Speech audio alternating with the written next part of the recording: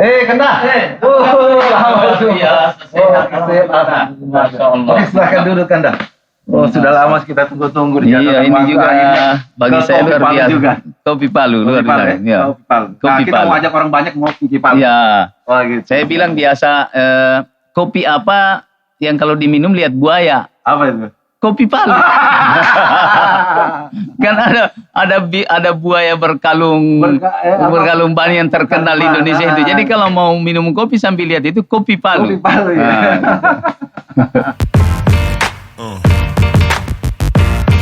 Yeah.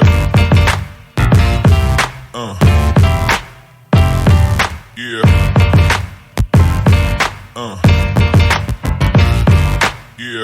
Yeah. Ketemu lagi Kanda. Ya alhamdulillah, syukurlah. Kayaknya udah cukup lama saya pengen ngobrol dengan salah satu tokoh dari Sulawesi Tengah. Tokoh dari Sulawesi begitu banyak. Nah, sekarang orang kedua. Setelah Raisa Itapi. Kemarin kita Raisa Itapi, sekarang ada Kakanda Anwar Hafid. Iya. Mantan Bupati Morowali. Morowali, alhamdulillah. Itu periode keberapa? 2 periode. Oh, 2 periode ya? 2 periode. Sekarang anggota DPR RI Dapil Sulteng. Kanda menuju HUT RI ke 77 tahun. Ceritain dong masa kecilnya waktu itu dengan gegap gempitanya HUT RI.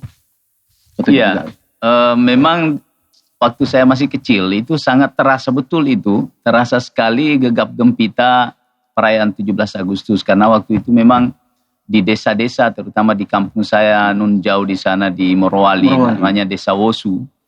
Itu kalau sudah mau 17 Agustus luar biasa itu. Sampai kita euforianya luar biasa. Semua desa itu dihias dengan bendera merah putih. Semua pagar, bahkan pagar dicat merah putih.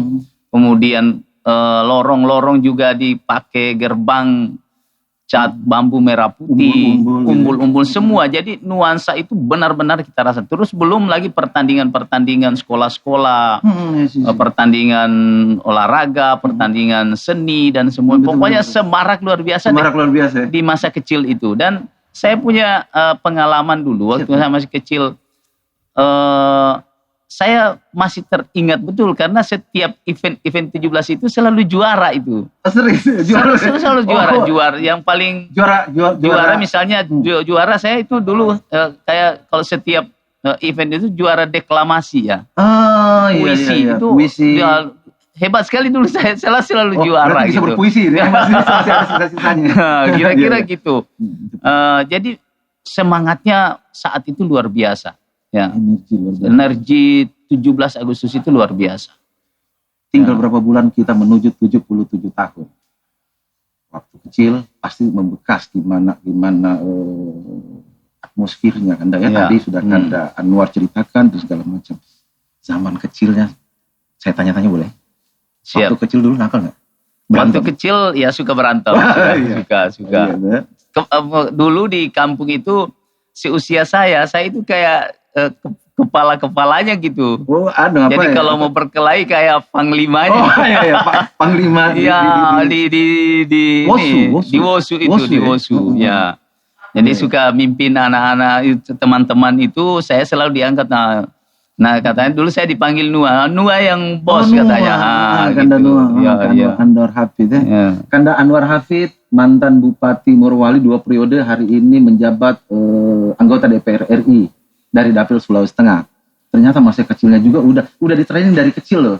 Ini udah di training leadershipnya ya, suka mimpin gitu Kanda. Iya. Oke, cerita lagi Kanda apa yang kita harus. Iya, jadi situ satu. Kemudian yang kedua kan yang paling inti itu bahwa orang tua saya itu memang mengajarkan begitu luar biasa perjuangan hidup. Ya.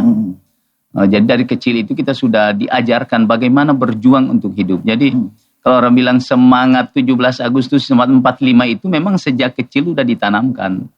Bagaimana kita harus bekerja keras, orang tua itu mendidik kita tidak boleh tinggal-tinggal, tidak boleh berpangku tangan dan sebagainya. Jadi semua pekerjaan kita diajari bagaimana bertani, bagaimana menjadi bertani sampai dari kecil. Tanam padi di kebun, tanam padi di sawah, kemudian menangkap ikan dengan nelayan itu semua diajar, bahkan jadi tukang kayu, tukang batu itu kita diajari sama orang tua kita. Oh, udah dari kecil. Dari kecil. Ya. Saya kira itu. Jadi semangat itulah yang selalu saya bawa dari orang tua, kemudian inti selalu maju. Jadi saya dulu itu Dinda, dari orang seumur saya dulu sekolah di WOSU. SMP, SD, terus SMP itu saya merasa bahwa kalau saya sekolah terus di WOSU ini, saya bakal tidak maju. Jadi saya minta sama orang tua saya mau pindah sekolah deh, jangan saya mau tinggal di WOSU. Akhirnya orang tua, masih kecil saya, kalau masih tamat SD itu, udah saya pindah dari WOSU itu ke ibu kota Morowali sekarang di Bungku. Di Bungku. Itu dari WOSU ke Bungku. Itu belum ada jalan, aksesnya hanya laut. Nah akhirnya perjalanan 1 hari baru sampai di ibu kota ke Bungku itu. Nah di sana ada SMP negeri. Saya memaksakan diri sekolah di sana. Dari seumur saya itu nggak ada yang berani itu. Saya memberanikan diri. Sekolah di SMP WOSU, alhamdulillah. Waktu itu saya selesai SMP, saya lihat SMA Bungku itu masih baru terbentuk. Saya kayak awal SMA Bungku. Baru 1 tahun terbentuk. Angkatan kedua berarti? Angkatan kedua.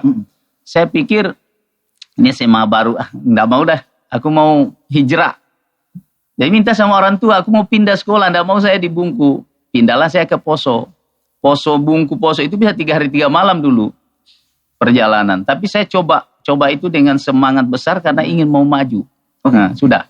Sampai di Poso setelah saya tamat SMA tahun 88, teman-teman saya banyak ke Palu.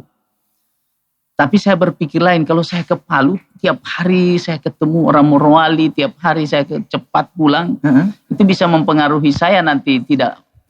Akhirnya saya memutuskan, saya tidak mau di Palu, saya mau kuliah di Makassar. Nah akhirnya berarti Poso bukan ke Palu tapi ke Makassar. Bukan, saya ke Makassar. Alasannya kalau saya ke Palu terlalu cepat saya pulang di Morowali. Tapi kalau Makassar mikir mau pulang, jadi fokus untuk belajar. Akhirnya alhamdulillah orang tua izinkan saya ke Makassar waktu itu. Nah saya ikut tes di Unhas tidak lolos, saya kuliah di UMI gitu. Universitas Muslim di Indonesia. Waktu itu teknik perkapalan. Terus sudah kuliah setengah semester gitu kan. Saya lihat orang lewat depan rumah saya pakaian dinas APL gitu. Dinas. Saya bilang bagus juga mereka ini ya. Terus terbuka pendaftaran di APDN itu. Sudahlah saya ikut daftar di APDN. Ikut-ikut saja. Ikut waktu itu karena saya kan dari Sulawesi Tengah. Saya masuk jatah Sulsel waktu itu. Alhamdulillah dalam perjalanan tes itu lolos. Jadi satu-satunya orang Sulteng yang lolos di utusan Sulsel itu saya. Nah lolos akhirnya saya tinggalkan UMI, saya kuliah di APDN waktu itu. Nah kira-kira semangat muda memang saya pikir itu bahwa dari dulu karena orang tua menanamkan begitu, saya pikir bahwa tidak mungkin berhasil kalau tidak menderita. Nah itu yang selalu saya tanamkan sampai hari ini. Tidak mungkin ada kesuksesan kalau kita tidak menderita. Harus menderita dulu. Harus ada proses panjang. Harus ada proses panjang. Tidak ada yang instan. Kopi Palu Lovers, kalau kita bayangkan sekarang kota WOSU dengan kota Bungku itu beda jauh hari ini dengan zaman kecil remajanya Kakanda Anwar. Setahu saya Palu saja, Poso Bungku belum pada zaman itu udah terhubung jalan. Terhubung jalan tapi ya 3 hari 3 malam lah baru sampai. 3 hari 3 malam. Terus WOSU sulit lah kita mau bayangkan pada saat itu dan itu perjuangan loh. Sekarang Kopi Palu sangat beruntung kedatangan tamu tokoh dari Sulawesi Tengah dan dari bisa nggak saya bilang pelosok? Ya sangat di pelosok. Ya. Bisa, nggak apa-apa ya, saya bilang apa-apa. Nah pelosok Sulawesi Tengah loh, karena di ujung Sulawesi Tengah itu WOSU. Ya. Bayangin saja, ya sulit kita mau bayangin. Kita tanya aja lah sama beliau. Ya kan ceritalah. Iya, jadi memang daerah kami itu dulu daerah yang sangat terisolir. Satu masih Kabupaten Poso dulu kan. Masih gabung. Ya, gimana saya masih ingat masih kecil ketika ada kunjungan bupati Aku cuma mengintip dari dalam rumah tuh melihat seorang bupati. Gimana susahnya dulu melihat pemerintah. Nah. So what you feel gitu? Ya, jadi waktu saya bilang, satu saat saya saya selalu berpikir law of attraction ini. Saya selalu berpikir hebat sekali mereka pakai pakaian dikawal. Nah, aku cuma waktu itu mikir-mikir bisa enggak ya kita sampai begitu? Orang Wosu bisa enggak orang Wosu bisa enggak jadi kira-kira? Ya, saya bilang bisa enggak jadi seperti itu. Tapi ya sudahlah, saya kubur dalam-dalam karena tidak mungkin, pikiran kita enggak mungkin lah. Tidak, sangat impossible menurut saya untuk bisa jadi. Pada saat itu? Pada saat itu. Iya. Ya. Saya hanya kalau orang bilang telan-telan ludah lah, karena sangat tidak mungkin ya untuk bisa kita menjadi seorang pejabat dengan kondisi kehidupan kita yang biasa-biasa saja. Kemudian orang tua kita juga orang tua biasa-biasa saja gitu kan. Ya. Tapi akhirnya kan jadi bupati 2 periode loh. Iya, jadi dalam perjalanan kemudian setelah saya selesai APDN itu, saya ditugaskan di Kabupaten Luwu, Sulawesi Selatan. Gimana ceritanya? Nah, jadi kalau waktu itu tamat APDN kan kita disuruh cabut lot gitu kan ya. Begitu saya cabut, saya buka Kecamatan Bastem. Tahu enggak itu Bastem? Bastem itu sama dengan Rampi yang lagi viral juga itu di sekarang di televisi viral karena masyarakatnya banyak yang mau ke Poso. Mau hijrah ke Sulawesi Tengah daripada ke Sulawesi Selatan kan. Jadi waktu itu saya tak dapat ini sama, Bastem sama Rampi itu sama. 2 daerah terpencil di atas gunung, ketinggian 7.000 meter. Bebel? Ya. Itu dingin kalau malam, tidak bisa kalau tidak pakai jaket berlapis-lapis tuh. Di perbatasan Tanah Toraja. Pengabdian pertama tuh? Pengabdian pertama. Setelah APDN? Dan yang paling satu, Adinda bisa bayangkan enggak? Mau ke sana itu tidak ada mobil, tidak ada motor kecuali kuda. Akses dari mana? Dari Palopo. Dari Palopo naik. Nah, jadi waktu saya datang di Palopo melapor sama bupati, dia lihat-lihat dulu saya. Dia bilang ini anak ini nekat nih katanya, dapat tempat tugas biasa-biasa aja buat dia. Akhirnya besoknya saya maju, saya pergi masuk di situ. Pertama naik mobil dulu, hardtop yang 20 orang penumpangnya itu, satu hardtop. Gimana bisa 20 kan? Iya, ada yang tinggi duduk di atas. I see. Nah, terus sampai di pertengahan disuruh turun. Katanya turun Pak di sini sampai di sini. Terus sambung apa? Sambung motor trail yang nyebrang lagi ke sana, ada 7 kilo, habis itu sudah berhenti di sini Pak. Sudah siap kuda di situ. Kuda berapa jam? Kuda ada 1 hari. Serius kan? Serius. Sampai... No, coba ini, bayangkan tuh. Jadi waktu saya sampai di atas itu, memang ada pikiran saya, mendingan saya pulang di Palu ini. Nyerah gitu. Ya, mendingan saya ngapain tugas di sini, aduh capek, tempatnya susah. Tapi akhirnya di situ tempat saya itu orang bahasa juga tidak ada, orang kebanyakan hanya pakai bahasa Toraja kan di situ. Ya, berarti ya akhirnya saya coba menyesuaikan kondisi, menerima kenyataan, dan timbul lagi ada orang tua di Palopo bilang begini, kamu tidak akan pernah berhasil kalau kamu tidak melalui yang susah. Akhirnya sudah saya camkan itu, kemudian saya coba berjuang. Bukan itu. Ya, akhirnya baru sekitar 1 bulan Bupati panggil saya waktu itu. Saya kasih tugas jadi kepala desa. Jadi dengan umur waktu itu 22 tahun, udah kepala desa. Ya, saya ditunjuk jadi kepala desa di tempat yang tidak ada hubungan apapun misalnya dengan saya. Tidak ada apa keluarga? Tidak ada keluarga, tidak ada siapapun kan. Bahasa pun tidak sama, bayangkan. Disuruh jadi kepala desa. Saya mau bilang gini, tapi takut orang salah pikir. Ya, kira-kira seperti itu tempat itu dulu. Ya. Memang sangat-sangat terpencil.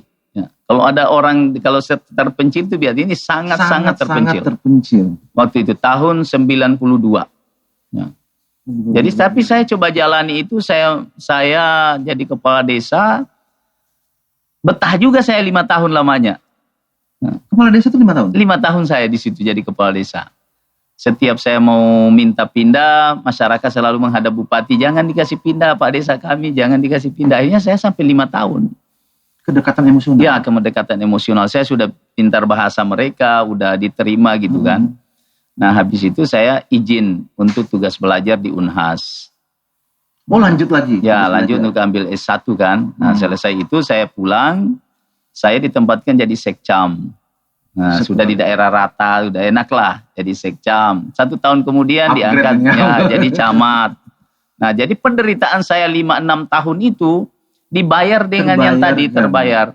Sekcam 1 tahun, terus tiba-tiba camat 1 tahun. Habis itu 1 tahun kemudian jadi kepala bagian, 1 tahun kemudian jadi asisten di Luwu Timur. Luwu Timur. Ya, Provinsi Sulawesi Selatan. 2007. Nah, 2007 ini cerita. Ya, nah ini yang saya mau. Waktu itu umur saya 36 tahun loh. 2007 tuh? 2007. Umur 36 tahun ketika pilkada pertama pemilihan rakyat nih. Pilkada pertama? Ya, untuk pemilihan langsung rakyat. Jadi waktu itu banyak orang bilang, itu Morowali kan begini-begini, terpencil, susah, baru. Nah, akhirnya ada beberapa tokoh-tokoh masyarakat bilang, Pak Anwar kalau bisa pulang di Morowali dong. Nah, ada yang tawarin jadi sekda lah di sana, ada yang tawarkan jadi kepala dinas. Nah, bupati saya waktu itu Pak Andi Hatta di Sulawesi Selatan bilang, ya sudah ndak usah kamu pulang, kalau cuma kepala dinas, sekda di sini juga bisa. Kecuali mau jadi bupati silakan. Saya bilang, bagaimana caranya? Saya bilang, Opu. Challenge ini, tantangan ya. ini. Gimana caranya? Saya ini pegawai biasa, tidak punya duit. Mau cari jadi bupati kan tidak mungkin. Tapi kemudian saya mikir-mikir terus. Nggak ada yang tidak mungkin dalam hidup ya. Ya, itu yang impossible. Ya, impossible is nothing. Selalu orang tua saya kasih tahu saya begitu. Segala apapun yang kamu lakukan berangkat dari keyakinan. Jadi semangat. Katanya dulu Presiden Soekarno itu memerdekakan Indonesia karena keyakinan. Bukan karena apa-apa. Jadi dia yakin bahwa apa yang dilakukan benar dan yang dilakukan itu insya Allah semua karena takdir Allah. Nah, berangkat dari keyakinan itulah Dinda saya coba ikut pemilihan bupati. Itu modal niat sama nekat doang ya? Jadi modalnya itu keyakinan. Saya punya modal itu keyakinan. Jadi selalu saya bilang dalam politik itu keyakinan. Yang kedua kesehatan. Nah, itu yang paling utama. Jadi kalau kita punya keyakinan bahwa jabatan ini adalah milik Allah, maka kita akan berani. Kalau saya punya takdir, pasti saya jadi. Tapi kalau saya punya bukan takdir, tidak mungkin jadi. Tidak mungkin apapun. Jadi sudahlah kita jalani takdir itu. Nah, itu prinsip hidup saya. Jadi apapun yang saya hadapi, saya selalu bilang, saya menjemput takdir. Karena jabatan itu milik Allah. Allah yang akan berhak memberikan kepada siapapun yang dikehendaki. Dan dia juga yang akan mencabut dari orang yang tidak kehendaki. Itu keyakinan. Nah yang kedua maksud saya kecerdasan. Jadi orang modal politik itu kecerdasan sebetulnya. Keyakinan, kecerdasan. Cerdasan maksudnya gimana Dinda? Kecerdasan itu bisa bermakna kearifan. Dan kekuatan. Emosional intelligence. Ya, emosional, spiritual, kan begitu seperti. Nah, logistik itu urusan kedua sebenarnya. Ini kita sudah masuk jauh nih sebenarnya. Tapi saya ingin gambarkan saja bahwa modal politik itu sebenarnya logistik itu urusan ketiga buat saya ya. Nggak tahu kalau orang lain, tapi buat saya itu ketiga. Yang penting punya keyakinan kuat. Yang kedua punya kecerdasan, maka dia bisa mengadakan ini yang ketiga ini. Harus logistik. Dan logistik itu tidak selamanya dalam bentuk uang misalnya logistik itu. Adinda, saya dengan kecerdasan saya bisa bercerita dengan Anda dan Anda bisa menerima saya, itu berarti sudah logistik itu. Saya dari rumah ke rumah, tidur di rumahnya orang, malam-malam misalnya saya tidur di tempat orang yang susah, besok pagi pasti dia akan jatuh cinta kepada saya. Oh gitu. Dan itulah logistik menurut saya. Jadi logistik itu tidak selalu harus yang dibagi-bagi. Ya. Kan, tapi itu hanya bisa diciptakan oleh orang yang punya kecerdasan. Ya, punya kecerdasan emosional. Kalau orang sekarang kan humble ya. Ya humble. Ya, humble itu kan karena emosionalnya terkendali. Sehingga dimanapun dia berada dia bisa. Saya mau perkenalkan dulu Dinda, kelahiran Palu Dinda ya? Oh, 2004 ya? Berapa tahun? 18 tahun. 18 tahun selebgram ya? Iya. Ya, selebgram juga. Anda selebgram di Jakarta, dia selebgram di Jakarta, followernya udah 200-an ya. Segala macam. Kemarin dia juga endorse Kopi Palu Lovers. Sebenarnya potensi-potensi anak muda dari Sulawesi Tengah itu begitu banyak. Banyak banget.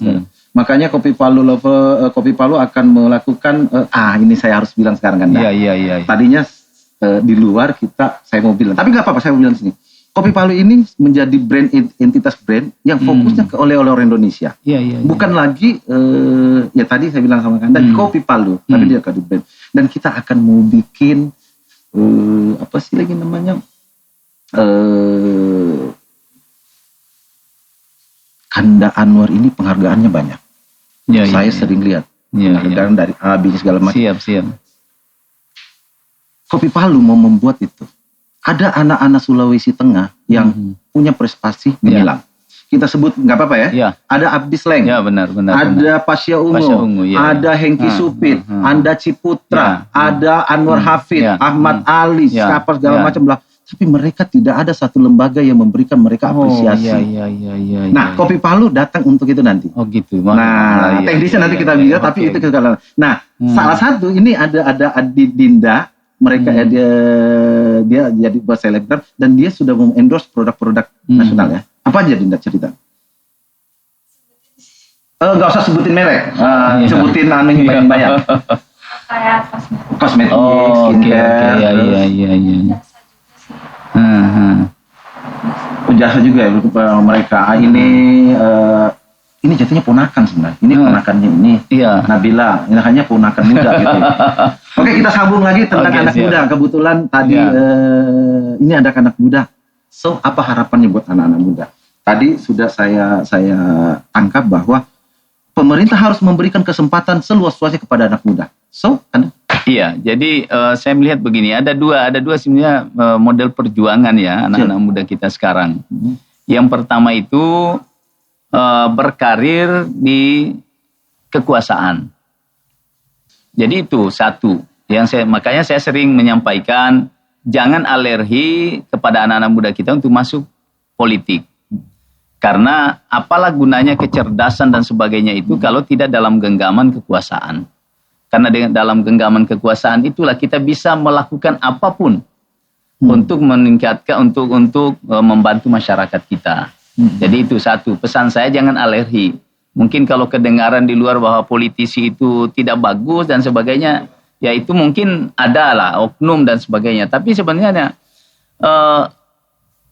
kalau kita tidak masuk di situ, kalau di Islam itu bilang begini, kemungkaran yang terorganisir itu bisa mengalahkan kebaikan yang tidak terorganisir.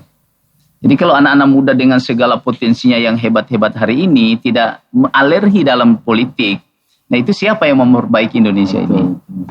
Apakah kita mau biarkan seperti pikiran kita bahwa biarkan mereka yang terus itu juga itu lagi kan begitu. Nah itu satu. Nah yang kedua secara pribadi memang saya menghimbau supaya sekarang ini dengan kemajuan teknologi dan sebagainya, silakan kita potensi kreativitas itu sangat tinggi tuh anak-anak kita. Dulu saya berpikir begini Dinda, itu dulu hebat sekali orang-orang di Jawa itu hebat ya, sampai sabuk kelapa itu bisa bernilai uang gitu. Nah, saya sambung ya. Tadinya saya ngomong potong, tapi ini gimana?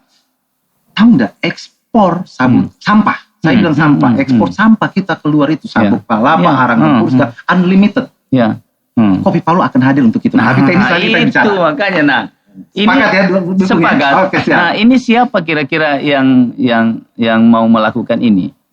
Jadi kebanyakan juga kita kan yang harus saya pesankan juga di semangat 45 kita, semangat kemerdekaan kita anak muda, tinggalkan itu bayang-bayang orang tua kita dulu yang selalu menganggap anak saya berhasil ini kalau pegawai negeri, ya. Orang tua kita bangga kalau anaknya jadi apa gitu.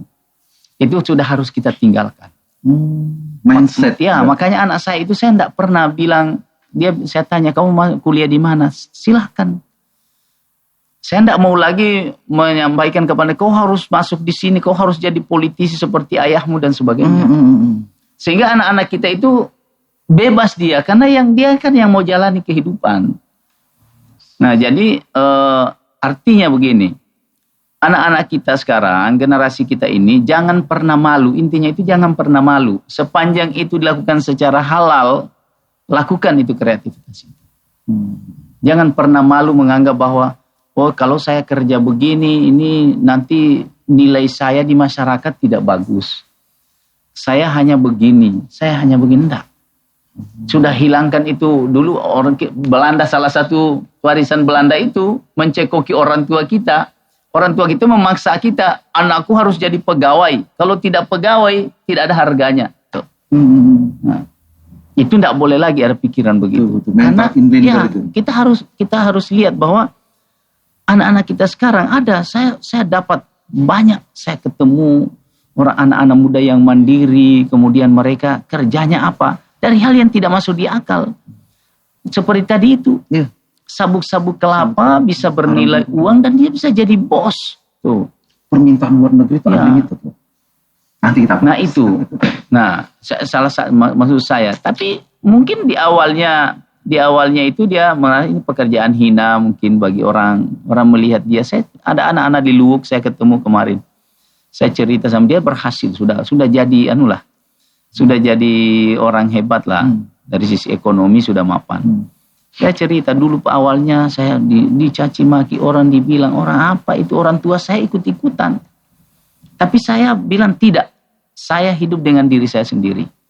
Be yourself. Ya. Dan akhirnya alhamdulillah sekarang terbuka matanya orang. Oh, Nah, kira-kira begitu pesan saya kepada anak-anak muda kita sekarang, jangan pernah malu dan hilangkanlah itu sudah. Kasih tahu, saya juga sering sampaikan orang-orang tua sudah berhenti mental membranding anak kita dengan pikiran kita. Ini jadi mental block. Jadi silakan, karena dunianya beda dengan dunia kita. Mungkin dunia saya itu waktu itu orang hebat itu kalau pegawai, kalau pejabat. Sekarang dunia udah berbeda. Coba lihat siapa Elon Musk ya. Coba lihat Pak Jokowi presiden datang, Pak Jokowi yang cari dia. Dia ketemu dengan pakai baju kaos saja santai aja dia, tapi satu dunia. Tapi saya ini pakai baju bukan karena. Ya enggak maksud saya tidak itu artinya ceritanya. Jadi sekarang itu anak muda harus dimotivasi begitu. Jadi bukan lagi zamannya sekarang ini zaman yang kaku. Ya, anak-anak muda silakan. Pokoknya sepanjang itu, kalau pesan saya sepanjang itu halal, apapun yang kamu kerjakan lakukan. Ya. Jangan pernah dengar orang lain. Nah, saya pesan juga biasa saya kasih tahu teman-teman. Jangan pernah kamu pikirkan orang lain. Kalau kamu sudah yakin ini pekerjaanmu, lakukan. Jangan pernah pikir orang lain. Karena orang lain itu belum tentu memikirkan. Ya. Kita kan selalu berpikir, wah nanti orang bilang apa? Nggak usah, nggak laku lagi itu. Karena kita setengah mati pikirkan orang nggak pernah mikir kita. Betul. Ya. Nah sekarang nih, dari Nabila sama Dinda nih, apa nih mau ditanyakan kepada, ini kebetulan anggota DPR RI Dapil Sultan bebas nanya. Ayo ditanya, nggak apa-apa, ayo apa? Ini menuju 77, apa aja, nggak usah, pokoknya apa aja, harapan-harapan. Ayo ditanya dong.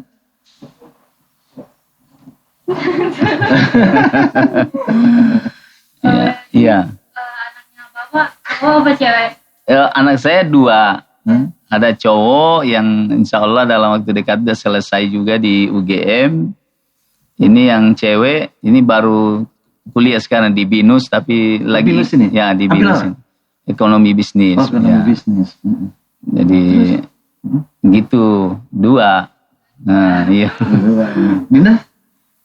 Harapannya nih Sulawesi Tengah. Ini kebetulan ada tokoh dari Sulawesi Tengah. Ya. Ngobrol aja. Santai aja. Ya. Bapak ada nasihat buat anak muda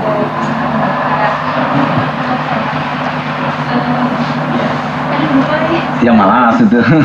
Biar termotivasi. kalau pasti kan sekarang tuh banyak anak muda. Apa sih mungkin karena kondisi sekarang COVID.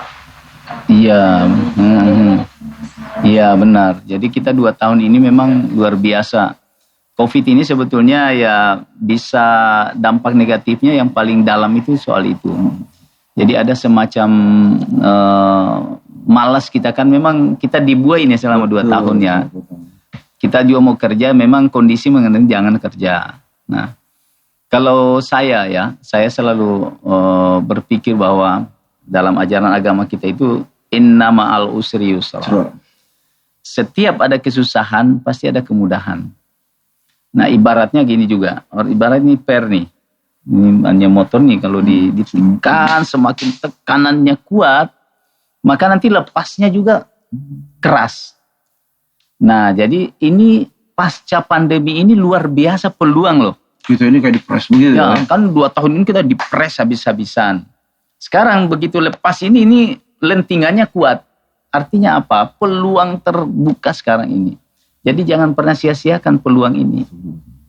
Ya, semua terbuka sekarang coba. Ada apa saja sekarang terbuka. Nah ini kesempatan kita memulai.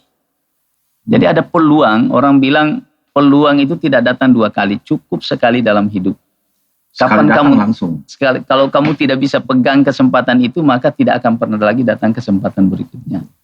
Nah di pasca pandemi ini pesan saya kepada anak muda, bangkit dong. Ya. Harus bangkit. Bangkit sekarang apa yang kamu tekuni, lihat peluang. Karena COVID ini merubah segalanya nih. Ya. Jadi praktek sebelum COVID itu mungkin tidak bisa lagi berlaku setelah pasca COVID. Jadi dibutuhkan sekarang ini kreativitas kita untuk melihat peluang mana. Jadi pandai-pandailah melihat peluang. Kemudian yang kedua ya memang sifat malas itu biasanya juga itu menghinggapi anak masalah apa? Kaum berbahan apa? Ya mager, kaum berbahan. Rebahan itu karena rebah-rebahan. Itu.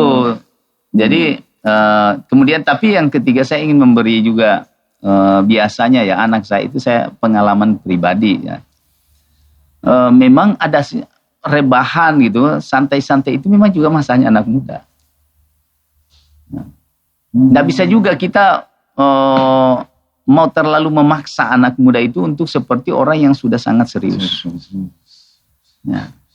Jadi kalau saya istilahnya santai tapi jangan dalam kelewatan gitu, santainya. Ya, ada peluang isi, ada waktu santai ya. Gunakan benar-benar santai itu santai. Tapi ada waktu peluang yang dilihat serius.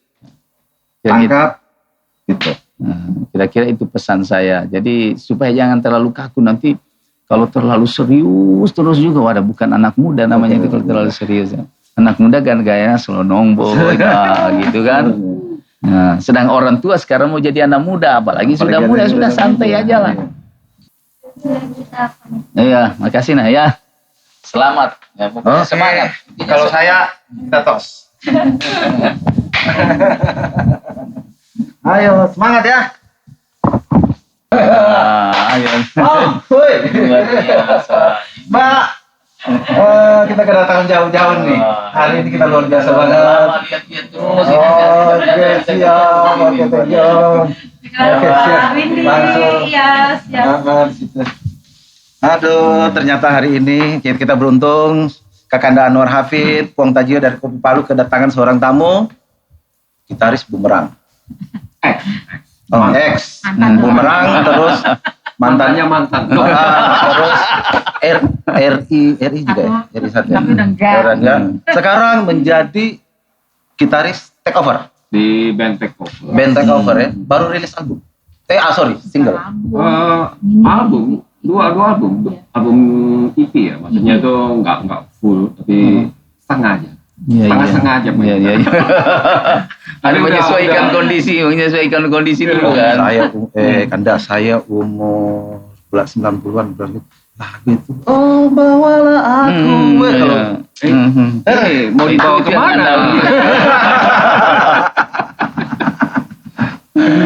Oke, karena ini Kakanda Anwar Hafid, anggota DPR RI dari Sulawesi Tengah. Wah. Pernah dari Sulawesi Tengah dong, pernah rasain Kaledo dong. Oh, sudah. Banyak. Sudah. Ya. Udah banyak.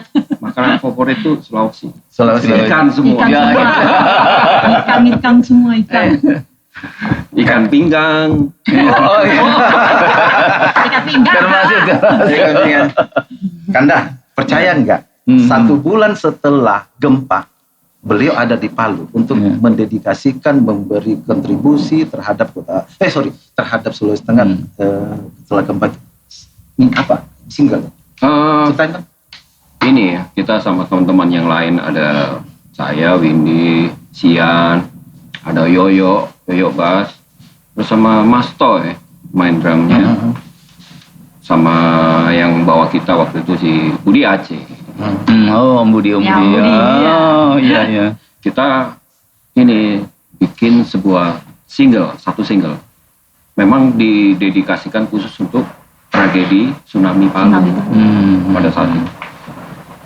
Terus kita bikin rekamannya udah selesai, lanjut bikin video. Terbanglah kita ke sana. Rame-rame. Oh. Iya.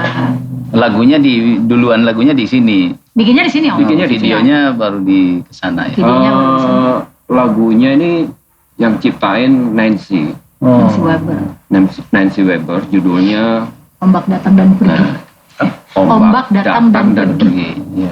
Tsunami itu. Ya. Iya, artinya tsunami. kita bikin video lokasinya ya di tempat situ. kejadian.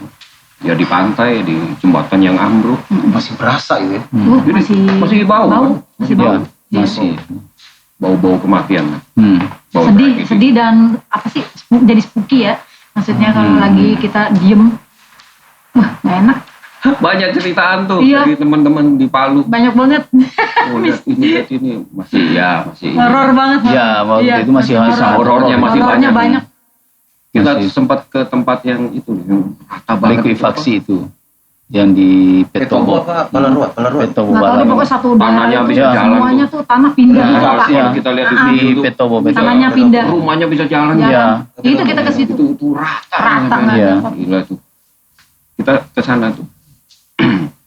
Tapi memang waktu itu kondisinya ya masyarakat memang lagi trauma luar biasa itu. Karena belum pernah kejadian tuh satu masa ada tsunami, ada likuifaksi, ada gempa bumi kan. Iya. Baru terjadi di Palu. Iya, di Sulawesi Tengah itu.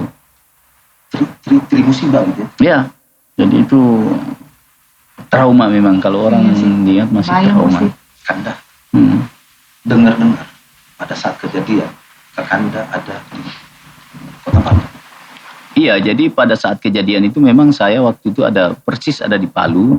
Sudah 3 hari sebelum tsunami itu saya sudah di Palu.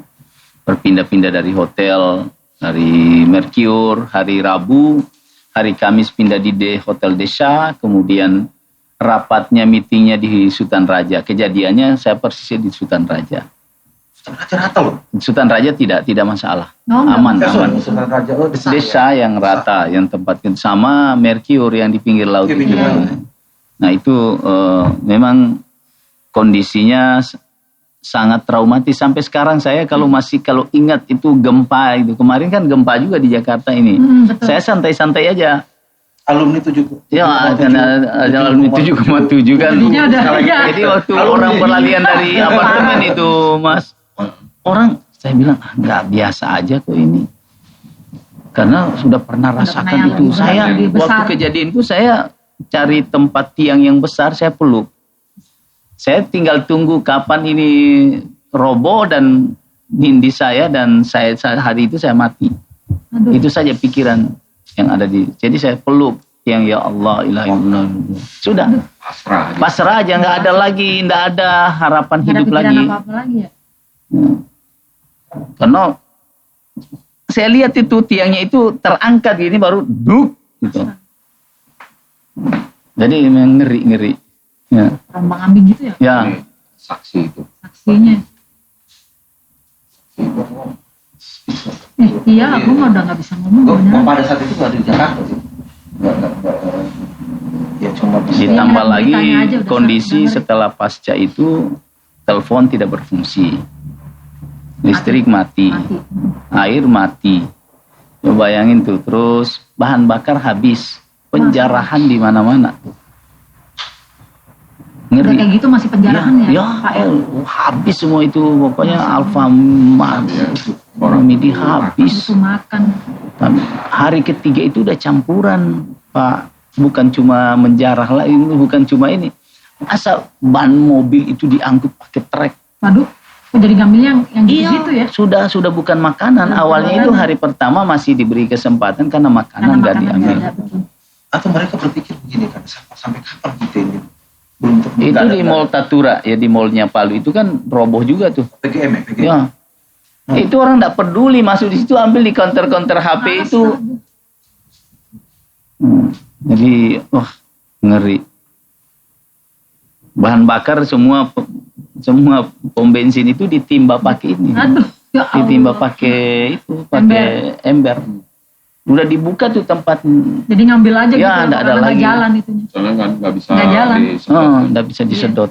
Alatnya nggak berfungsi. Nah, tadi saya ngomong apa sih namanya, antusias pas bagian ini kan. Jadi sedih. Iya. Ya. Speechless. Harapannya. Iya, jadi memang setelah itu saya melihat sampai hari ini masih banyak saudara kita yang tinggal di apa? Huntara. Nah, ini Itu saya ada penanganan. iya, karena saya lihat kan model pemerintah ini masih by name. Harusnya sebenarnya kondisi seperti itu tidak usah lagi nanya masyarakat mana KTP. Ya udahlah, orang kalau iya langsung lakukan pendataan pemerintah, karena waktu itu ya mungkin karena pemerintah juga lumpuh waktu itu, lumpuh total. Nggak ada orang berani masuk di gedung itu sampai sebulan. Waduh, Orang nggak ada yang berani tinggal di rumah begini, Pak. ngeri. Semua di luar tuh, di halaman. Iya, ngeri. Karena kalau lagi misalnya lagi tidur nih, Tiba-tiba terus ya. kan setelah tsunami itu tiap hari itu masih goyang terus. Oh, oke, masih berlanjut. Jadi Iya, belum berhenti ya? belum. ya? Jadi Berapa bulan itu di anu? ada sebulan itu. Jadi Kayaknya kita dapat ya waktu sempat di Palma masih. Gitu. masih itu ke sebulan masih, tapi tinggal kecil-kecil. Nggak terlalu sih ya. Mungkin nggak. Cuman emang gedung apa yang ke hotel kita tinggal aja retak-retak itu, kita bilang ini, aduh ini kalau rubuh masya Allah ini, minta ampun. Hotel apa sih? Hotel kecil. Saya hampir setahun itu nggak berani tinggal di hotel. Takut ya Pak. Ya, jadi sampai kontrak rumah. Sampai segitu. Ya, tapi kalau kita melihat ya, harapan kita sih pemerintah harus lebih cepat tanggap, cepat tindak, cepat tuntas gitu. Karena kondisi masyarakat kita masih ada tinggal di Huntara sampai hari ini tuh di mana Masih di itu 4 tenda. tahun loh. Masih di Orang- tenda Pak? Bukan di tenda lagi, di Huntara, Udah- hunian sementara gitu. Tapi kan aduh, parah juga di situ, mana kondisi Palu yang panas begitu. Panas sekali. Iya, ya Allah. Om Ivan, Nah, Bang Ivan. Gak apa-apa om aja biarin pas. Karena di Palu pasca gempa segala macam masih atmosfernya masih terasa banget segala macam.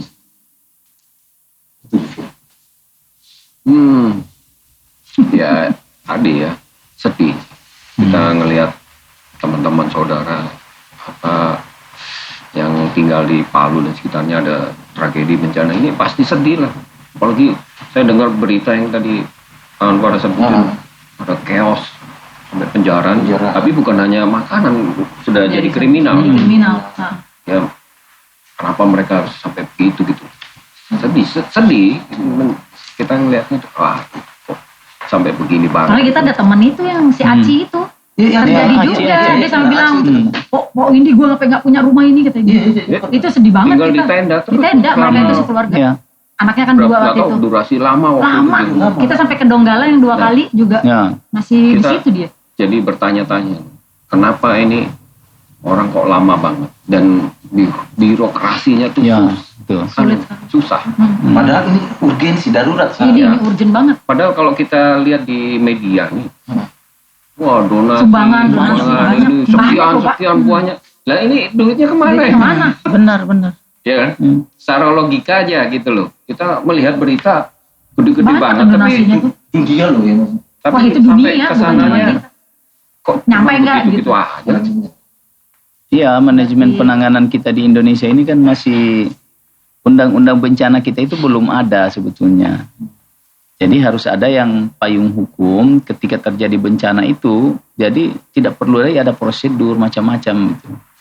Nah, kita belum punya itu. Harus cepat tuntas. Ya, jadi pemerintah itu tidak boleh takut-takut. Nah, sekarang banyak juga pemerintah daerah itu kayak rada-rada takut gitu kan. Takut misalnya nanti dia salah prosedur, dipolitisasi, dikriminalisasi. Iya, betul. Akhirnya mereka vakum. Tapi saya bilang begini, nggak usahlah mikir begitu. Kalau dalam kondisi begini, itu nggak usah mikir urusan di belakang itu. Kalau Resiko memang jabatan. kamu salah, ya Benar, salah. benar. Kalau tidak benar, Tuhan pasti tolong gitu. Benar. Resiko jabatan Iya, harus diambil. Beredar. Iya, dulu saya sarankan di awal, sudahlah nanti bicara pemerintah pusat, urusan yang lain itu urusannya pusat, tapi urusan rumah urusannya Pemda. Gitu. Karena saya pernah lihat pernyataan Kakanda di satu video. Saya baca surat jalan Iya. birokrasi panjang. Saya sebagai pejabat, saya harus berpihak pada Ya. rakyat. Ya. Urusan ditangkap, urusan apa itu penanganan. Ya. Nah, itu yang saya bilang, ini kan semacam apalagi Pak Jokowi kan udah bilang ambil diskresi. Nah, ini kan masalah, Pak. Bayangin orang kalau tidak ada KTP-nya di dalam satu rumah kan misalnya saya nih. Tapi di rumah saya itu ada mungkin 3 orang keluarga, 4 orang keluarga yang nebeng ke saya. Kartu keluarganya kan cuma Cuma satu. Pada saat kejadian yang dilihat ini kartu Cuma keluarga. satu keluarga. Lo aneh teman-teman. Ya. Jadi yang Bisa 3 jadi. keluarga ini sekarang ini yang terlunta-lunta tidak jelas tuh. Sampai sekarang. Iya. Nah, itu yang kakunya pemerintah. Saya bilang tidak usah pakai begitu kan itu nyata semua orang kepala Nyata, desa, usaha masyarakat dia, saksikan bahwa dia punya keluarga sendiri, ya udah urusin dia lah. Ya. Nah kali kata keluarganya udah tenggelam, ya kan? Ya, kita nggak tahu bisa gimana jadi. sih. Ada satu Kan ibu-ibu susah dong. waktu saya reses Kalau itu kayak mengeluh. Pak, saya ini anak saya saksikan itu ditenggelamkan tanah turun dan masyarakat tahu. Tapi begitu saya tidak punya data. Ada juga kan ya ini kemanusiaannya. Ibu-ibu, Mbak, mohon maaf nih. Ibu-ibu itu kan banyak yang biasa istri simpanan gitu kan. Jadi mereka kan tidak punya dokumentasi. Tapi mereka punya anak dan sebagainya. Nah ini kan masa mau melihat administrasi sementara kemanusiaan ketika terjadi bencana Iyalah. itu dahulukan kemanusiaan dong. Itu mah urusan Iya, urusan di belakang terserah itu. dia gitu. Jadi dia cerita sama saya ini Pak, terus bagaimana nasib saya? Coba. Waduh. Egaliter tadi ya, apapun kejadiannya mereka tetap manusia. Ya, jadi itu salah satu sebetulnya hal yang masih melingkupi birokrasi kita bahwa semangat prosedural itu yang masih kedepankan dalam melayani rakyat. Harusnya kita ketika melayani rakyat, apalagi dalam keadaan emergensi sudah semua prosedural di belakang. Udah iya benar. Selesaikan dulu masalahnya, urusan di belakang. Begitu harusnya. Kopi Lovers, hari ini kita kedatangan tamu yang luar biasa, Bapak Anwar Hafid dari Desa Hus Murwali, Bupati 2 periode, terus sekarang menjabat anggota DPR RI ya, dari Dapil Sultan, sekaligus Ketua Demokrat Ya, Sulawesi Tengah. Sulawesi Tengah.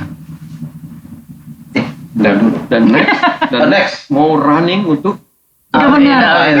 Yes. Nah ini kita mau closing statement ini kan, soalnya udah depan lagi nih, Bang, ya. Bang JPI agak dekat. Kenapa?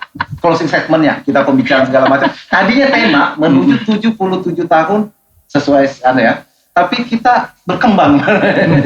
Nanti kita bahas berikutnya ya. Enggak apa-apa ya? Ya. Ini tema unek-unek. Tapi itu oke. Ini kan kita ya just Brainstorm. brainstorming, sharing, ngobrol, Iya. pengalaman yang Iya. lalu atau apa. Tapi tujuannya adalah untuk kebaikan Iya. dan kemanusiaan. Iya. Closing Gitu. statement. Closing statement dulu. Ngeband dulu ngeband. Tunggu. Sebentar. Iya. Ngeband dulu. Cepat bentar, ada ukulele itu. Maksudnya apa ini? Kamu kecil sekali itu. Nah, kita ya setengah lagu, jangan satu lagu karena Iya. Aku nggak bisa main ukulele nih. Masa? Ya, karena Lagu apa kita bawa? Setengah lagu, setengah lagu. Bapak lah nyanyi. Oh. Kalau saya dengar aja, ayo bisa Pak. main ukulele. Enggak tahu. Aku nggak bisa, aku nggak tahu ukulele. Oke. Jadi Kita nyanyi lepas saja. bisanya Apa? makan lele, Ya.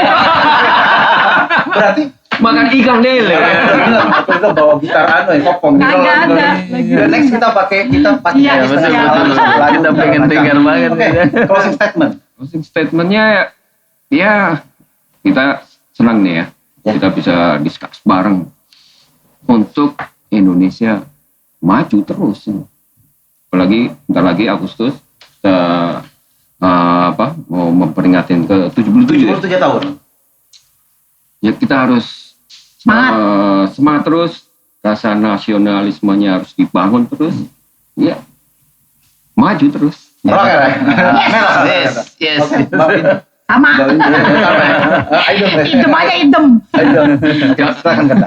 Closing statement. Iya, jadi memang 2 tahun ini kita bangsa Indonesia dan dunia juga sedang ditimpa oleh sebuah pandemi yang luar biasa memporak-porandakan seluruh kehidupan, tata kehidupan masyarakat dan semuanya. Oleh karena itu, modal utama kita untuk bangkit dari pandemi adalah semangat. Betul. Mari kita kembali melihat semangat para pejuang kita dulu memerdekakan Indonesia, mengisi kemerdekaan kita. Kita baru pandemi nih. Kita tidak berhadapan dengan penjajah, tapi berhadapan dengan pandemi. Jangan kita kendor, gaspol Yes. untuk Indonesia yang lebih Gaspol. maju. Ya. Orang besar bilang pernah begini, ketika tidak ada satu orang pun percaya mimpi-mimpimu, tugasmu cuma satu, wujudkan. Mantap. Betul, mantap. Iya. Ayo Pak, merdeka Pak. Sampai ketemu lagi di episode berikutnya. Thank you.